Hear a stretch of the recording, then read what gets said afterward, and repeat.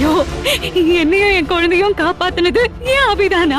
என் குழந்தைக்கு உயிர் கொடுத்தது அதோட அப்பா தானா? அவரை எப்படியாச்சும் கூட்டிட்டு வந்து உன்னை நேரடியா காட்டி எல்லா உண்மையும் சொல்லிடலாம் தான் நான் கூட்டிட்டு வந்தேன். ஆனா அதுக்குள்ள அவர் அர்ஜுனோட கிளம்பி போயிட்டாரு. அம்மாடி, நீ எனக்கு போன் பண்ணும்போது ரத்தம் கொடுத்தது அபி தம்பிதான்ற ஒரு வார்த்தை என்கிட்ட சொல்லியிருந்தா நான் போய் தேடி கண்டுபிடிச்சு கூட்டு வந்திருப்பேன்ல. இல்லப்பா, அவங்க இவ்ளோ சீக்கிரம் கிளம்பி போவாங்கன்னு நான் எதிர்பார்க்கவே இல்ல. அர்ஜுனுக்கு போன் பண்ணா அவர் எடுக்கவும் இல்ல. நானே வந்து அபியும் அக்காவையும் சந்திக்க வைக்கலாம் தான் ஓடி வந்தேன். ஆனா மிஸ் பண்ணிட்டேன்ப்பா.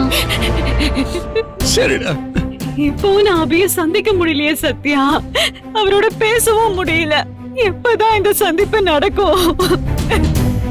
நான் உயிரோட இருக்கிற விஷயம் எப்பதான் அவருக்கு தெரிய வரும்? அம்மாடி, கடவுளுக்கு ஈவரக்குமே இல்லையா? ஒரு கர்ப்பிணி பொண்ணை போய் இப்படியா சோதிப்பாரு? அப்பா அப்படி சொல்லாதீங்கப்பா. அபிய வர வச்சு அவர் மூலமா தேவிக்கு ரத்தம் கொடுக்க வச்சு குழந்தை உயிரை காப்பாத்துனதும் கடவுள் செயல்தான். ஏதோ ஒரு கணக்கு போட்டுதான் அவங்களை சந்திக்க விடாம வச்சிருக்காரு. அந்த கடவுள் இவங்களை சந்திக்க வைக்கும் போது நிச்சயம் செல்வநாயகிக்கு அது பெரிய மரண அடியா, அது பெரிய பாடமா இருக்க போதுப்பா. ஆமாம்மா, அவரை சந்திக்க முடியலனாலும் இப்ப அவரோட ரத்தம் என் உடம்புல ஓடுது. இதுவே எனக்கு கிடைச்ச வரம் தான். இப்பதான் தேதி வந்திருக்கு.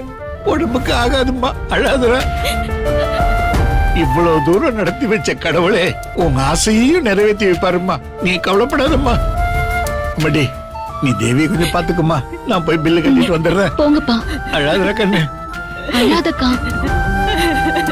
அக்கா, கூடிய சீக்கிரம் நீங்க 2 பேரும் ஒண்ணு சேருவீங்க. தைரியமா இருக்கா?